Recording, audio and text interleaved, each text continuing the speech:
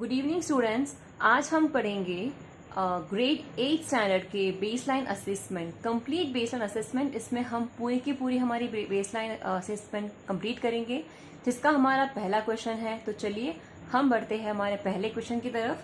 तो हमारा पहला क्वेश्चन है, read the following words and underline the silent words. देखिए, टेक्निकल इश्यू के कारण मैं ये रिकॉर्ड कर नहीं पाई, इसलिए मैं आपसे फिर से ये एक्सप्लेन करना चाहती हूँ, समझाना चाहती हूँ। तो क्वेश्चन क्या है, साइलेंट वर्ड्स को अंडरलाइन करना है। देखिए यहाँ पे बहुत सारे वर्ड्स दिए हुए हैं और इसमें जो साइलेंट लेटर है हमें उसे मार्क करना है। जैसे कि पहला हमारा वर्ड है HOUR, और देखिए इसे हम हॉर करके स्पेल नहीं करेंगे। हॉर का आर का मतलब होता है 1 घंटा 2 घंटा, जैसे कि 1 आवर 2 आवर, हम इसे हॉर करके प्रोनाउंस नहीं करेंगे। तो इसमें हेड साइलेंट है।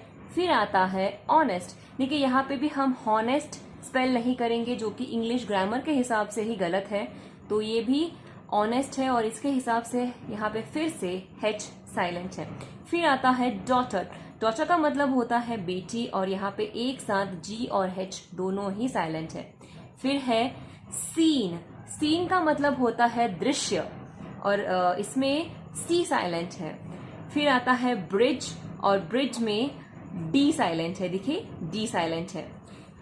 डिसिप्लिन। डिसिप्लिन में सी साइलेंट है। डिसिप्लिन का मतलब होता है अच्छा व्यवहार, जैसे कि स्कूल में बच्चों को सिखाया जाता है sit in a discipline, behave discipline, तो वैसे ही डिसिप्लिन में सी साइलेंट है। फिर हमारी अगला वर्ड है डिसाइन, जिसमें जी साइलेंट है। जी की प्रोनाउंसिएशन हो नहीं रही, तो ये एकदम साइलेंट है। और साइकोलॉजी में तो देखो एकदम सामने ही नजर आ रहा है, पी का कोई उच्चारण हो नहीं रहा, पी एकदम शांत है अपनी जगह में, तो पी एकदम साइलेंट है। साइकोलॉजी को हम ऐसे ही स्पेल करेंगे, इसलिए पी साइलेंट है। तो ये था हमारा पहला क्वेश्चन, जिसमें हमने साइलेंट लेटर्स को अंडरलाइन किए हैं। तो मुझे आशा है आपको समझ में ये एकदम आसानी से आ गया होगा। तो अब हमारा सेकेंड क्वेश्चन है, write the opposite words. Opposite words का मतलब होता है विपरीत शब्द। तो पहला है कम। कम का मतलब होता है आना, और कम का विपरीत शब्द है गो। फिर है नाइट। नाइट का मतलब होता है रात, और रात का विपरीत ऑपोजिट शब्द है दिन। और दिन को हम कैसे लिखेंगे, दिन को हम लिखेंगे डे। देखिए दिन को इंग्लिश में डे कहते हैं। फिर है टॉल, और टॉल का मतलब होता है लंबा, और टॉल का ऑपोजिट है स्मॉल, यानी छोटा। फिर आता है इंक्लूड, लेकिन इंक्लूड का देखिए विपरीत यानी ऑपोजिट है एक्सक्लूड। इंक्लूड का मतलब होता है मिलाना, और एक्सक्लूड का मतलब होता है निकालना, दो भागों में सेपरेट करना, उसे कहते हैं एक्सक्लूड, जो कि इंक्लूड का विपरीत ऑपोजिट शब्द है। फिर है स्मूथ, और स्मूथ का ऑपोजिट हार्ड वर्ड है, और ऑपोजिट यानी विपरीत शब्द है हार्ड। स्मूथ का मतलब होता है मुलायम, और हार्ड का मतलब होता है बहुत गाढ़ा। फिर आता है पीस। पीस का मतलब होता है शांति, और इसका विपरीत शब्द है नॉइस। नॉइस का मतलब होता है शोर। तो चलिए ये था हमारा अगला क्वेश्चन, हमारे ऑपोजिट शब्द, विपरीत शब्द। अब हम करेंगे हमारे अगले क्वेश्चन की तरफ चलेंगे, और हमारा अगला क्वेश्चन है fill in the blanks using prepositions from the word bank. देखिए यहाँ पे कुछ वर्ड्स दिए हुए हैं, ये प्रीपोजिशंस दिए हुए हैं यहाँ पे, और यहाँ पे हमें कुछ वाक्य दिए गए हैं, और इन वाक्यों में हमें सही प्रीपोजिशंस को लिखना है। हमें सेंटेंस को पढ़ के उनमें सही प्रीपोजिशंस लिखने हैं। तो हमारा पहला क्वेश्चन है, can you buy me gift. Gift by my birthday please. ये यहाँ पे पूछ रहे हैं कि क्या आप मेरे जन्मदिन तक, बाय का मतलब होता है तक, तक तोहफा ला सकते हैं, क्वेश्चन मार्क। अगला है, I went to shop with my family. मैं दुकान गया था अपने फैमिली के संग। संग का मतलब होता है with. I went to shop with my family. Please come to school on Friday, यह इसका सही प्रीपोजिशन है। फिर है the toys are in the box. खिलौने डिब्बे के अंदर है, in the box. Diya is sitting next Riya. Diya Riya के बगल में है। तो ये थे हमारे प्रीपोजिशंस जो हमने कंप्लीट कर लिए, और अब हम चलेंगे हमारे नेक्स्ट क्वेश्चन की तरफ। और हमारा नेक्स्ट क्वेश्चन है underline the adjectives in the sentences below. देखिए यहाँ पे विशेषण दिए हुए हैं। एडजेक्टिव का मतलब होता है विशेषण, और अब यहाँ पे 4 वाक्य दिए हुए हैं और इन वाक्यों में हमें विशेषण ढूंढनी है। और हमारा पहला क्वेश्चन है a rabbit has long years. अब इसमें एडजेक्टिव है लॉन्ग। देखिए जो भी विशेषता बताता है उसे विशेषण कहते हैं, यानी कि उसे एडजेक्टिव कहते हैं। तो यहाँ पे ये रैबिट की विशेषता बता रहा है कि उसके बड़े बड़े कान हैं। तो हम लॉन्ग का मतलब होता है बड़ा, तो हम लॉन्ग को अंडरलाइन करेंगे क्योंकि हमारा क्वेश्चन ही यही है कि हमें एडजेक्टिव को अंडरलाइन करना है। तो आंसर है लॉन्ग। फिर आता है चीता इज अ फास्ट रनर, यानी चीता बहुत तेज दौड़ता है। तो यहाँ पे विशेषण है फास्ट। फिर है my cat has short tail, मेरी बिल्ली की छोटी पूंछ है। तो यहाँ पे छोटी यानी शॉर्ट एडजेक्टिव है, विशेषण है। She is an honest girl, वह लड़की बहुत ईमानदार है। तो यहाँ पे विशेषण है, यहाँ पे एडजेक्टिव है ऑनेस्ट। लड़की की विशेषता बता रहा है कि वह होनहार है, ईमानदार है। अब हमारा अगला क्वेश्चन है job the match title with the definitions. देखिए यहाँ पे कुछ टाइटल भी दिए हुए हैं और डेफिनेशंस भी दिए हुए हैं, और अब हमें इन्हें मैच करना है। जैसे कि हमारा पहला क्वेश्चन है पायलट। देखिए पायलट वो होता है जो हवाई जहाज को उड़ाता है। जैसे कि यहाँ पे दिया है इंग्लिश में समवन हु फ्लाइज एरोप्लेन। तो हमारा आंसर है ये। हम पायलट को ऐसे मैच करेंगे। पायलट वो pilot is who someone who flies aeroplane. फिर हमारा सेकंड है मैकेनिक, और मैकेनिक वो होता है जो कोई भी चीज खराबी जो चीज होती है, जैसे कि वो कार हो, फ्रिज हो, जो भी हो, उसे ठीक करता हो, उसे रिपेयर करता हो, उसे हम मैकेनिक कहते हैं। तो mechanic is someone who repairs car. फिर आता है शेफ। देखिए शेफ वो है जो बड़े बड़े रेस्टोरेंट और बड़े बड़े होटल्स में खाना बनाते हैं, उन्हें इंग्लिश में शेफ कहते हैं। तो हम इसे इस तरह मैच करेंगे। और फिर है डॉक्टर। देखिए डॉक्टर सबको पता ही होगा, जो बीमार का इलाज करते हैं। तो बीमार का इलाज कौन करते हैं? डॉक्टर करते। तो हम इसे कहाँ मैच करेंगे? यहाँ someone who treats sick patient. Sick यानी बीमार, पेशेंट यानी बीमार व्यक्ति। तो डॉक्टर को हम यहाँ पे ऐसे इस तरह मैच करेंगे। फिर आता है फायर फाइटर। फायर फाइटर वो होता है जो घर में कहीं भी आग लगी हो, वहाँ उस आग को बुझाता है, उस आग को बाहर निकालता है, बिल्कुल मैजिशियन की तरह।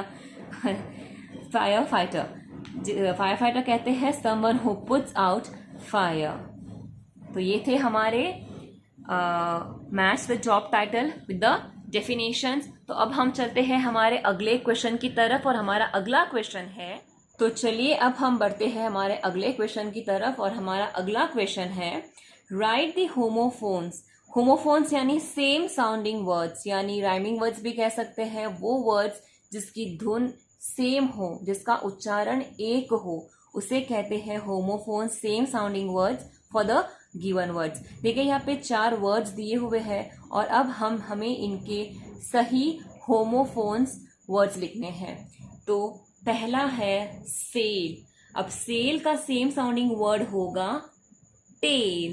देखिए जरूरी नहीं है कि मैं जो यहाँ पे आपको बता रही हूँ वही लिखे। आप अपने मन के हिसाब से भी वो वर्ड्स लिख सकते हैं जिसका उच्चारण सेम हो, जो होमोफोन वर्ड्स हो। जैसे कि मैं यहाँ पे लिख रही हूँ sell tell, see knee, week seek, SEEK seek, right fight. देखिए आप उच्चारण देखिए, sell tell, see knee, week seek, fight right fight. देखिए इनके एकदम साउंडिंग सेम है। तो यहाँ पे यही पूछा गया है हमसे कि यहाँ पे जो वर्ड्स दिए हुए हैं इनके सेम साउंडिंग वर्ड्स हमको लिखने हैं। तो मैंने लिख लिए हैं, और यही इनके सही क्रम में देखा जाए तो सेम साउंडिंग वर्ड्स हैं। तो अब हम चलते हैं हमारे अगले क्वेश्चन की तरफ, और हमारा अगला क्वेश्चन यहाँ पे है fill in the blanks with suitable words given in the box. देखिए यहाँ पे बॉक्स में कुछ वर्ड्स दिए हुए हैं और यहाँ पे 4 वाक्य दिए हुए हैं, 4 सेंटेंसेस है और इन सेंटेंसेस में हमें सही वर्ड लिखना है, जैसे कि we can dash difficulties with confidence. देखिए पहले मैं आपको ये वर्ड्स पढ़ के सुना देना चाहती हूँ और इनके मतलब भी बताना चाहती हूँ ताकि आप इसे सही तरीके से सही क्रम में लिख पाए, आपको आसानी हो। देखिए ओवरकम, ओवरकम का मतलब होता है बाहर आना या किसी चीज को सही मतलब हिम्मत से या डट के उसका सामना करना। ओवरकम, ओवरकम का मतलब होता है आत्मविश्वास, आत्मबल। फिर आता है पीस, पीस का मतलब होता है शांति। अफ्रेड का मतलब होता है डर और ट्रूथ का मतलब होता है सच। अब यहाँ पे सेंटेंसेस क्या है, we can dash difficulties with confidence. तो यहाँ पे हम क्या लिखेंगे, यहाँ पे हम लिखेंगे पहला वाला ये ओवरकम। यहाँ पे ये सवाल क्या है, we can overcome difficulties with confidence. हम कठिनाइयों का सामना आत्मविश्वास के साथ कर सकते हैं। तो ये जैसे कि मैंने आपको बताया कि ओवरकम का मतलब होता है आत्मविश्वास और डिफिकल्टीज का मतलब होता है कठिनाइयां। तो ये था हमारा पहला क्वेश्चन। सेकंड है we are dash of lion. Lion यानी शेर और शेर का नाम लेते ही सब डर जाते हैं, तो इसका आंसर है afraid. We are afraid of lion. अब हमारा तीसरा सवाल है, we should always speak the dash. सवाल ये है कि हमें हमेशा क्या बोलना चाहिए, हमें हमेशा सच बोलना चाहिए। और सच को इंग्लिश में क्या कहते हैं, सच को इंग्लिश में कहते हैं truth. We should always speak the truth. तो ये था हमारा थर्ड सवाल और थर्ड आंसर। फोर्थ वाला है, in our national flag the white colour stands for. देखिए ये सवाल है कि हमारे नेशनल फ्लैग, हमारा जो झंडा है, हमारा जो तिरंगा है, उसमें सफेद कलर किसका प्रतीक है। सफेद कलर शांति का प्रतीक है और शांति को इंग्लिश में क्या कहते हैं, पीस। तो ये था हमारा अगला क्वेश्चन और हमारे अगले सवाल जवाब जो हमने किए। अब हम चलते हैं हमारे अगले क्वेश्चन की तरफ। नेक्स्ट, अब हमारा नेक्स्ट क्वेश्चन है, complete the following sentences using and और बट।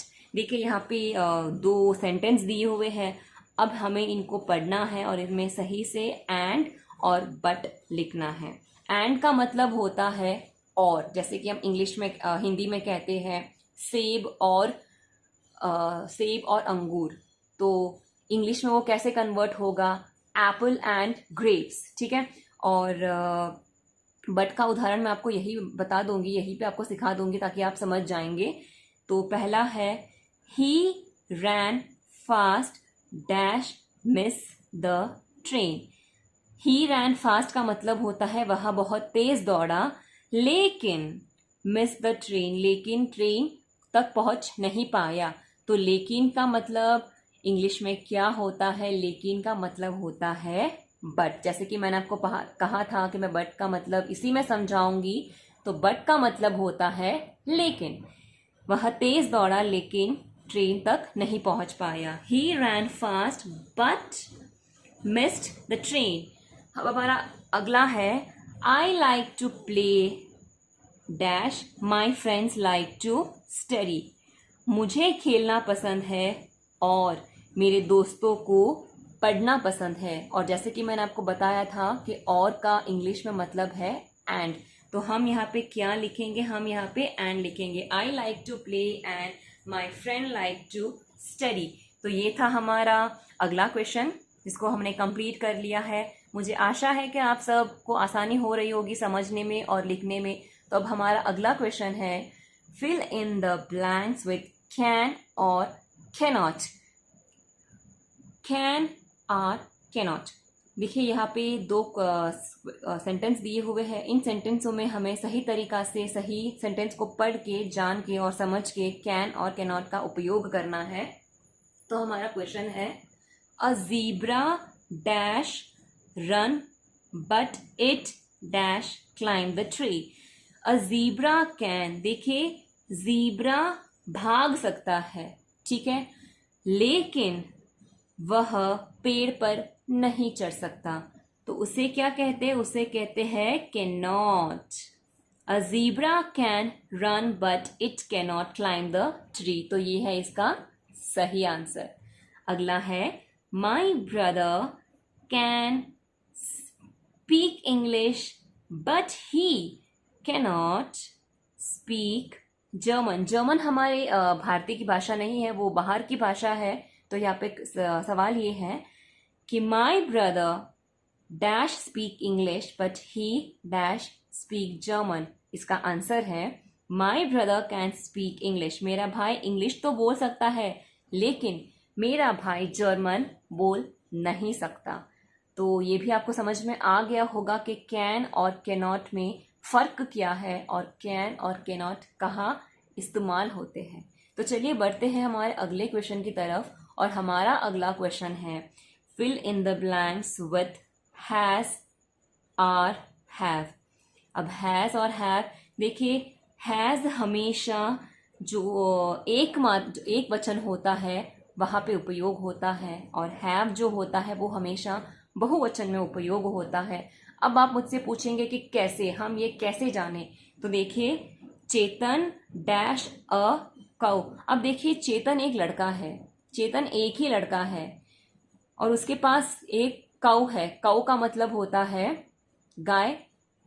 तो हम यहाँ पे क्या लिखेंगे? हैज़, क्योंकि चेतन एक वचन में आ जाता है और काउ भी एक वचन में। यहाँ पे काउज नहीं दी हुई है। अगर यहाँ पे काउज होती, जैसे कि ठीक नीचे दे डैश टू कार्स, देखिए टू कार्स यानी दो कार्स, दो गाड़ियां बहुवचन में आ जाती हैं। तो यहाँ पे आता है have. They have two cars, Chetan has a cow. तो ये बिल्कुल आसान है और बिल्कुल एकदम सिंपल है कि हम इसे कैसे हैज़ और हैव लिखें। जहाँ पे एक वचन होता है वहाँ पे हैज़ आता है, और जहाँ पे बहुवचन यानी कि एक से अधिक चीज़ें या वस्तु हो तो वहाँ पे हम हैव लिखेंगे। तो ये थे हमारे fill in the blanks with has और हैव। तो ये भी हमने कंप्लीट कर ली है। तो चलिए अब हम बढ़ते हैं हमारे अगले क्वेश्चन की तरफ। और हमारा अगला क्वेश्चन है arrange the following words according to dictionary order. देखिए डिक्शनरी को हिंदी में कहते हैं शब्दकोश, ठीक है। अब हमें इन्हें इंग्लिश डिक्शनरी के हिसाब से इंग्लिश डिक्शनरी के क्रम में सही लेटर्स को स्टार्ट करके लिखना है। जैसे कि यहाँ पे दिया हुआ हमारा पहला क्वेश्चन है market, home, one, week, young. इन सब में से हमें देखना है कि जो इंग्लिश अल्फ़ाबेट है, जो इंग्लिश की डिक्शनरी है, उसमें पहला अल्फ़ाबेट कौन सा आता है। ये हमारा पहला अल्फ़ाबेट है एच, ठीक है। तो हम होम को पहले लिखेंगे क्योंकि ABCD में पहला आता है H, ठीक है। H के बाद आता है मार्केट यानी M। H के बाद आपको ये कंफ्यूजन होती है तो आप सामने या एक पेज में ABCD अल्फ़ाबेट्स लिख सकते हैं ताकि आपको ये करने में इजी हो, आसानी हो। तो सेकेंड है मार्केट, क्योंकि H के बाद मार्केट आता है। उसके बाद आता है O, ठीक है। तो O यानी ONE, वन। तो वन हम यहाँ पे तीसरे स्थान पे लिखेंगे। पहले हमने लिख लिया होम, फिर हमने लिख लिया मार्केट, अब हमने लिख लिया वन। उसके बाद हम लिखेंगे वीक यानी WEEK, वीक, और अंत में आता है यंग, YZ। तो ये हुआ अंत में Y। देखिए आपको समझ में आ गया होगा कि मैंने किस तरह इसको फिल किया है। तो अब हमारा सेकंड क्वेश्चन है basket, paper, child, king, animal. तो हमारा पहला क्रम क्या होगा? यहाँ पे हमारा पहला क्रम होगा A, क्योंकि अल्फाबेट स्टार्ट ही A से होते हैं। तो हमारा पहला क्रम है एनिमल। फिर हमारा सेकंड क्रम है बास्केट, यानी क्योंकि A B, तो हम लिखेंगे यहाँ पे बास्केट। अब हमारा तीसरा क्रम है C, A B C। तो यहाँ पे बास्केट के बाद आएगा चाइल्ड। फिर हमारा फोर्थ क्रम है पेपर,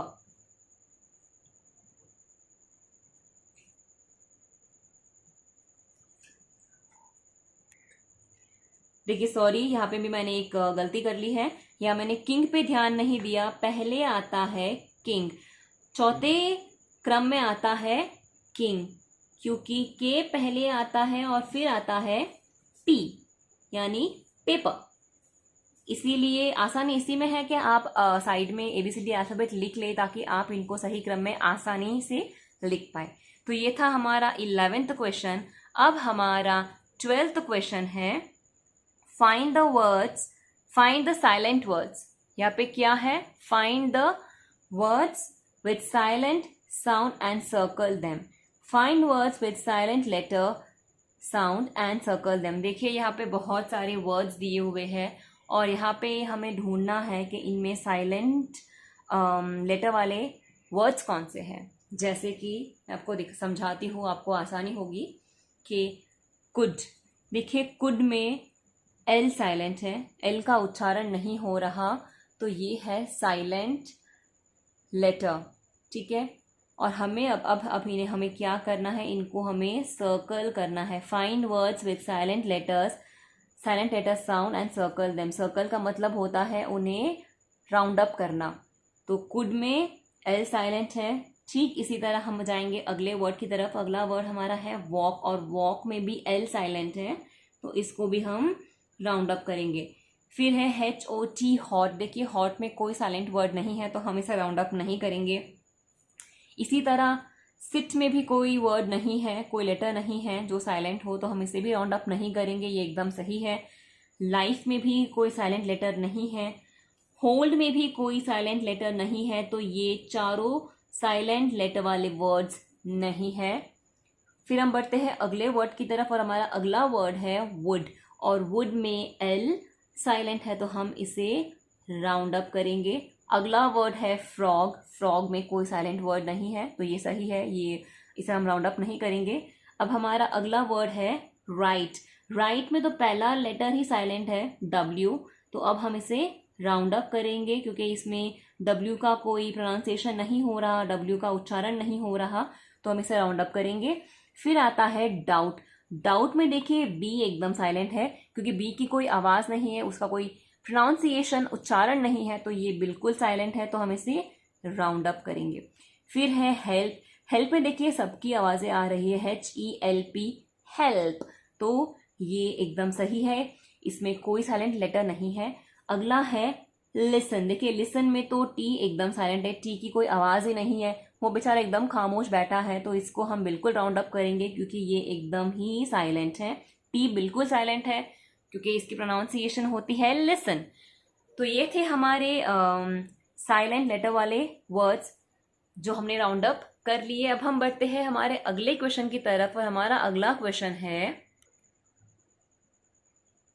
तो हमारा अगला क्वेश्चन है match the opposite gender words.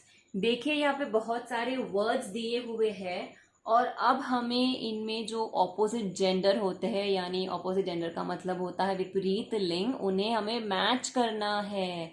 हम कैसे मैच करेंगे, तो चलिए हम मैच करते हैं, बढ़ते हैं हमारे अगले सवाल और जवाब की तरफ। तो हमारा क्वेश्चन है मेल, और मेल का मतलब होता है आदमी, और फीमेल यानी महिला। मेल यानी पुरुष और फीमेल यानी महिला, तो ये दोनों ऑपोजिट जेंडर है, तो हम इसे बिल्कुल इस तरह मैच करेंगे। फिर आता है सिस्टर, और सिस्टर का ऑपोजिट जेंडर होता है ब्रदर। सिस्टर यानी बहन और ब्रदर यानी भाई। अब यहाँ पे है गर्ल, गर्ल यानी लड़की और इसका ऑपोजिट जेंडर होता है बॉय यानी लड़का। वुमेन और इसका ऑपोजिट जेंडर है मेन, तो हम इसे ऐसे मैच करेंगे। फिर आता है अंकल। देखिए अंकल का मतलब होता है चाचा और इसका ऑपोजिट जेंडर है आंट यानी चाची, तो अब हम इसे ऐसे मैच करेंगे बिल्कुल इस तरह। लायन, लायन का ऑपोजिट जेंडर होता है लायनेस, तो हम इसे इस तरह मैच करेंगे। और किंग का ऑपोजिट जेंडर होता है क्वीन यानी राजा और रानी। तो ये थे हमारे ऑपोजिट जेंडर यानी विपरीत लिंग। जिनको हमने मैच कर लिया है। तो अब हम चलते हैं हमारे अगले क्वेश्चन की तरफ, और हमारा अगला क्वेश्चन है राइट द करेक्ट प्रोनाउन। हमें सही प्रोनाउन यहाँ पे नीचे लिखने हैं। जैसे कि यहाँ पे क्वेश्चन क्या है, Shalini is reading a book. देखिए शालिनी जो है, शालिनी नाउन है, ठीक है, और नाउन का प्रोनाउन होता है जैसे कि यहाँ पे दिया है ही, शी, जो कि नाउन को स्टेट करता है, उसे प्रोनाउन कहते हैं।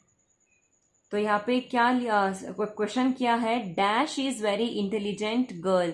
तो गर्ल के लिए गर्ल का प्रोनाउन क्या होगा, गर्ल देखिए गर्ल यहाँ पे शालिनी है, ठीक है, और शालिनी जो नाम है वो नाउन है, और शालिनी नाउन का प्रोनाउन है शी, क्योंकि शी गर्ल को कहते हैं, गर्ल जो है उसे शी कहते हैं। तो यहाँ पे she is very intelligent girl, तो हम यहाँ पे लिखेंगे शी।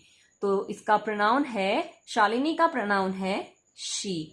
फिर अगला है she has learned dash lesson. अब देखिए यहाँ पे भी हिज और हर दिया हुआ है। हिज लड़के को कहते हैं और हर का मतलब होता है लड़की, यानी प्रोनाउन क्या है, हर। तो यहाँ पे हम लिखेंगे she has learned her lesson. Shalini एक लड़की है और जिसका प्रोनाउन, शालिनी नाउन है, मैं दोबारा बता देती हूँ, शालिनी एक नाउन है जिसका प्रोनाउन है she is very intelligent girl. और फिर हमारा अगले क्वेश्चन में क्या है, she has learned her lesson. Her भी शालिनी का ही प्रोनाउन है, शी, हर, तो ये दोनों हैं प्रोनाउन उसके। तो ये था हमारा अगला क्वेश्चन जिसको हमने कंप्लीट कर लिया है। अब हम बढ़ते हैं हमारे 15 क्वेश्चन की ओर। तो हमारा 15वां क्वेश्चन है write the plural of these words. Plural का मतलब होता है बहुवचन। जैसे कि यहाँ पे हमारा पहला क्वेश्चन है चाइल्ड। देखिए चाइल्ड आ जाता है अपवाद में, तो ये चाइल्ड के बदले चाइल्ड्स नहीं लिखेंगे हम। चाइल्ड का बहुवचन होता है चिल्ड्रन, इसका बहुवचन होता है चिल्ड्रन। हम इसे चाइल्ड्स करके नहीं लिख सकते, देखिए वो गलत होगा। जैसे कि यहाँ पे बॉल में हम लिखेंगे बॉल्स, हम सिर्फ एस मिलाएंगे यहाँ पे भी, यहाँ तो उसी तरह हम यहाँ डी के पास एस नहीं लगा सकते, वो गलत हो जाएगा बिल्कुल भी। तो चाइल्ड हो गया चिल्ड्रन बहुवचन, और बॉल का बहुवचन हो गया बॉल्स। फिर अगला हमारा क्वेश्चन है सिटी, और सिटी का बहुवचन हो जाता है सिटीज। देखिए यहाँ पे इंग्लिश में क्या है कि जो भी वाई से जिस भी लेटर वर्ड का अंत वाई से होता है, और वो अगर प्लूरल में है, जैसे कि यहाँ पे सिटी है, स्टोरी है, तो इनको हम कैसे लिखेंगे प्लूरल्स में, बहुवचन में हम इसे वाई के पास एस नहीं लगाएंगे, हम ये वाई हटाकर इसे IES कर देंगे। तो इसका बहुवचन हो गया CITIES। ये सही क्रम में सिटी का प्लूरल है, सिटीज। हम वाई के पास एस नहीं लगा सकते, वो जो कि बिल्कुल भी गलत होगा। वाई के पास एस को लगाना, सही क्रम में सिटी का प्लूरल है सिटीज। और बॉक्स का बहुवचन यानी प्लूरल है बॉक्सेस। देखिए यहाँ पे भी हम ES लगा रहे हैं, यहाँ पे भी हम सिर्फ S नहीं लगा सकते क्योंकि ये Y है, ये X है, और हम इनके पास सिर्फ S नहीं लगा सकते, हमें ES लगाना ज़रूरी है। तो ये था हमारे प्लूरल वर्ड्स जिसको हमने कंप्लीट कर लिया है। अब हमारा अगला क्वेश्चन है मैच द राइमिंग वर्ड्स। जैसे कि मैंने पिछले शीट में आपको बताया था, same sounding words, same sounding words हो या राइमिंग वर्ड्स हो, दोनों ही बिल्कुल एक ही होते हैं।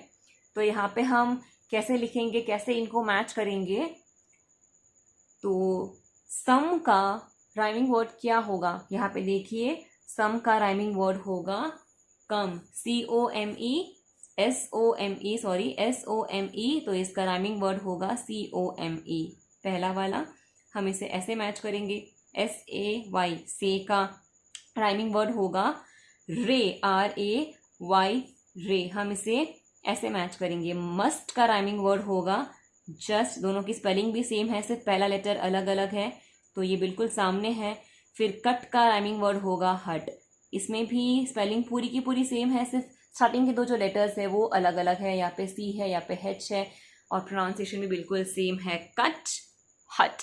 तो ये थे हमारे राइमिंग वर्ड्स जिसको हमने अरेंज यानी मैच कर लिया है। तो अब हम बढ़ते हैं हमारे अगले क्वेश्चन की तरफ। अब हमारा अगला क्वेश्चन क्या है? हमारा अगला क्वेश्चन है arrange the jumble letters to form a meaningful word. देखिए यहाँ पे 5 वर्ड्स दिए हुए हैं। जम्बल का मतलब होता है मिक्स यानी उल्टा पुल्टा, पूरे उतल पुतल वर्ड्स दिए हुए हैं। हमें इनको सही से पढ़ना है, जानना है और थोड़ा सा दिमाग लगा के सही तरह से इनको अरेंज करना है। तो हमारा पहला क्वेश्चन क्या है? हमारा पहला क्वेश्चन है BRID। अब ये तो कोई वर्ड बनता नहीं, तो ये सही वर्ड क्या बनेगा? सही वर्ड बनेगा BIRD यानी बर्ड यानी पक्षी। ठीक है। अब हमारा सेकेंड है WETAR। देखिए ये कोई वर्ड बनता नहीं, तो ये क्या बन जाएगा? WATER, वाटर, वाटर यानी पानी।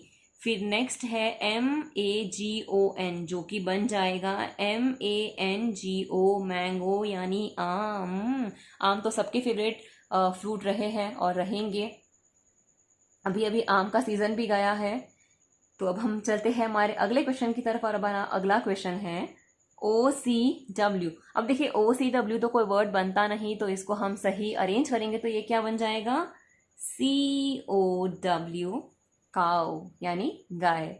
अब हमारा अगला क्वेश्चन है SOCHOL। ये बन जाएगा SCHOOL, स्कूल यानी पाठशाला। अब हम चलते हैं हमारे नेक्स्ट क्वेश्चन की ओर। हमारा नेक्स्ट क्वेश्चन है, तो आइए स्टूडेंट्स अब हम करते हैं हमारा 18th क्वेश्चन। अब हमारा 18 क्वेश्चन क्या है? चलिए करते हैं, हम शुरू करते हैं। Arrange the jumble words to make correct sentences. देखिए यहाँ पे कुछ जम्बल वर्ड्स दिए हुए हैं और अब हमें इन्हें सही करेक्ट सेंटेंस में अरेंज करना है। इन्हें सही करेक्ट सेंटेंस में हमें अरेंज करना है, जो कि जम्बल वर्ड यानी पूरे उल्टे पुल्टे हैं। अब हमें इन्हें सही सेंटेंस में इसको अरेंज करना है। तो क्वेश्चन क्या है? Is dancing my sister. इसका सही क्रम क्या होगा? My sister is dancing, my sister is dancing. तो हम इसे कैसे लिखेंगे? My sister is dancing. तो ये होगा इसका सही क्रम। एक मीनिंगफुल सेंटेंस बनाना है हमें, तो ये होगा इसका सही क्रम। हमारा नेक्स्ट क्वेश्चन है प्रतिमा एप्पल एंड ईटिंग इज। अब इसका सही क्रम क्या होगा? प्रतिमा इज ईटिंग एन एप्पल। तो पहला है प्रतिमा इज ईटिंग एन एप्पल। हम इसे कैसे लिखेंगे? प्रतिमा इज ईटिंग एन एप्पल। देखिए ये हमारे जंबल वर्ड्स थे जिसको हमने करेक्ट करके अरेंज करके सही सेंटेंस बनाया है, करेक्ट सेंटेंस बनाया है। ठीक है। तो अब हम चलते हैं हमारे 19th क्वेश्चन की तरफ। हमारा 19th क्वेश्चन है fill in the blanks with suitable prepositions. अब हमें इन प्रीपोजिशंस को सही से पढ़ना है। इन यहाँ पे जो फिल इन द ब्लैंक्स दिए हुए हैं इनको सही से पढ़ना है, समझना है और फिर सही प्रीपोजिशंस को यहाँ पे लिखना है। क्वेश्चन क्या है? चलिए पढ़ते हैं हम। The dog jumped dash the river. अब यहाँ पे क्या क्वेश्चन दिया हुआ है कि कुत्ता नदी में डैश कूद गया। अब हमें ये देखना है कि कुत्ता नदी के ऊपर कूदा या अंदर कूदा। अब कुत्ता नदी के ऊपर तो गिर नहीं सकता, वो जाहिर सी बात है कि वो अंदर ही कूदेगा। तो उस अंदर को इंग्लिश में क्या कहते हैं? प्रीपोजिशन क्या होगा उसका? उसका प्रीपोजिशन होगा इनटू। क्या होगा? The dog jumped into the river. तो यहाँ पे हम क्या लिखेंगे? यहाँ पे हम लिखेंगे इनटू द रिवर यानी नदी के अंदर, नदी के भीतर कूद गया। अब अगला क्वेश्चन क्या है? The books are dash the table. यहाँ पे है ऑन इन का मतलब होता है अंदर और ऑन का मतलब होता है ऊपर। तो किताबें कहाँ पड़ी है? किताबें मेज के ऊपर पड़ी है। तो यहाँ पे सही प्रिपोजिशन क्या होगा? यहाँ पे होगा on. Books are on the table. Books का मतलब होता है किताबें और टेबल का मतलब होता है मेज। किताबें मेज के ऊपर पड़ी है। तो ये थे हमारे सूटेबल प्रिपोजिशंस जिसको हमने लिख लिया, पढ़ लिया और समझा ताकि हम इसे आसानी से लिख पाए, सूटेबल सेंटेंस बना पाए। अब हम चलते हैं हमारे अगले क्वेश्चन की तरफ जो कि थोड़ा बड़ा है और थोड़ा अलग भी है। देखिए यहाँ पे पैसेज दिया है, पैसेज यानी एक पैराग्राफ दिया है। क्वेश्चन क्या है पढ़ते हैं हम और उसे भी सॉल्व कर लेते हैं। Read the passage carefully and understand the following questions. अब हमें क्या करना है? देखिए यहाँ पे 3 लाइन का एक पैसेज दिया हुआ है। इस पैसेज को हमें पढ़ना है और इन पैसेज में ही इन सवालों के जवाब भी है जो कि हमें लिखना है और समझ के लिखना है, पढ़ के लिखना है। तो चलिए पहले हम पैसेज को पढ़ लेते हैं। पैसेज क्या है? Golu was a small boy. देखिए गोलू एक लड़का है। Golu was a small boy का मतलब होता है गोलू एक छोटा लड़का है। He lived in a village. Golu गांव में रहता था या गांव में रहता है। His parents sent him to school. Golu के माता पिता उसे स्कूल भेजते हैं। पेरेंट्स का मतलब होता है माता पिता। हिज यानी गोलू। यहाँ पे पैसेज में बार बार गोलू शब्द का उपयोग हो नहीं सकता। जैसे कि मैंने पिछले वर्कशीट में आपको बताया था कि शालिनी एक नाउन है, वैसे ही यहाँ पे गोलू जो कि एक व्यक्ति का नाम है, जैसे कि शालिनी भी एक व्यक्ति का नाम है, उसी तरह गोलू भी एक व्यक्ति का नाम है और बार बार उसका उपयोग ना कर सके, इसीलिए यहाँ पे ही और हिज जैसे शब्दों यानी ये प्रोनाउन है, यहाँ पे ही और हिज का यानी प्रोनाउन का उपयोग किया है। जैसे पिछले वर्कशीट में भी था शालिनी और अगले लाइन में था हर और शी। तो ठीक उसी तरह इस पैसेज में भी नाउन का प्रयोग एक बार हुआ है और बाकी जो भी लाइन से वहाँ पे प्रोनाउन का उपयोग हुआ है।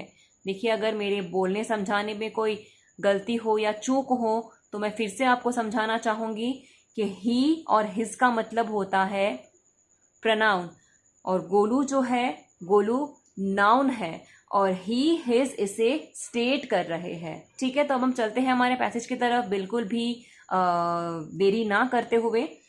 तो हमारा पैसेज क्या है? His parents sent him to school, यानी गोलू के माता पिता उसे स्कूल भेजते हैं। But he did not want to study, लेकिन गोलू को पढ़ना बिल्कुल भी पसंद नहीं है। He wanted to play, Golu को खेलना पसंद है। He did not like to do any work, उसे कोई भी काम कार्य करना बिल्कुल भी अच्छा नहीं लगता। He liked to eat sleep and play. देखिए ईट का मतलब होता है खाना, स्लीप का मतलब होता है सोना और प्ले का मतलब होता है खेलना, यानी गोलू को सिर्फ खाना, सोना और खेलना पसंद है। तो ये था हमारा पैसेज और अब हम पढ़ेंगे क्वेश्चंस और अब इनमें लिखेंगे सही आंसर। तो चलिए हम बढ़ते हैं क्वेश्चंस की तरफ। हमारे क्वेश्चंस क्या है? Who was Golu? गोलू कौन था? कौन था गोलू? गोलू एक छोटा लड़का था। तो हम इसे कैसे लिखेंगे? Golu was a small boy. Golu was a small boy. ठीक है। Where did he live? यहाँ पे क्या पूछा हुआ है? वेयर डिड ही लिव का मतलब होता है वो कहाँ रहता था। वो गांव में रहता था। ही लिव्ड इन अ विलेज। तो हम कैसे लिखेंगे? ही lived in a village। ठीक है। What did he not want? उसे क्या नहीं करना था? He did not want to study, उसे पढ़ना बिल्कुल भी नहीं था। यहाँ पे क्वेश्चन यही दिया है कि उसे क्या नहीं करना था, उसे पढ़ना नहीं था। तो हम क्या लिखेंगे, कैसे लिखेंगे? He did not want to study। फिर है what did he like to do? Golu को क्या करना पसंद था, उसे क्या पसंद था, क्या करना पसंद था। तो उसे क्या पसंद था? He did not like to do any work, लेकिन गोलू को क्या पसंद था, क्या करना अच्छा लगता था, he like to eat, sleep and play. तो हम यहाँ क्या लिखेंगे, ही लाइक्ड टू ईट यानी खाना, स्लीप यानी सोना, एंड और खेलना यानी play. He like to eat, sleep and play.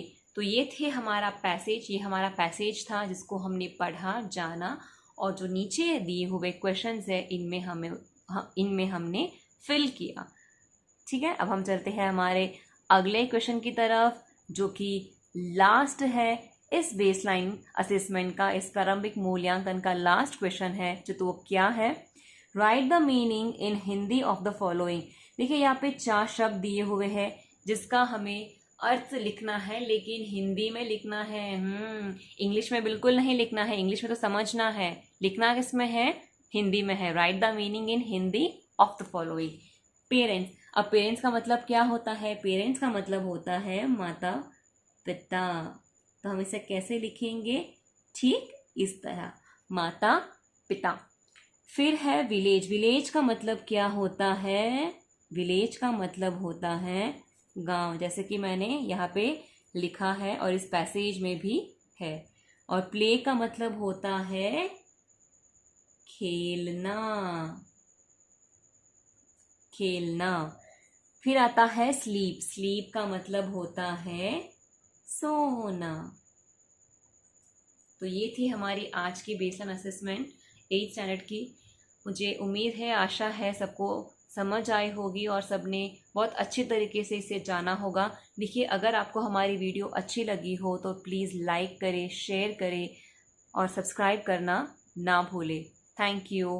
Playlist के लिए आपको सर्च करना है विनय क्लासेस ब्लॉग, फिर मेरे चैनल में जाना है। चैनल में जाने के बाद यहाँ देखो प्लेलिस्ट का ऑप्शन है, आप प्लेलिस्ट में जाओगे तो आपको सभी वर्कशीट के कार्यपत्रक मिल जाएंगे।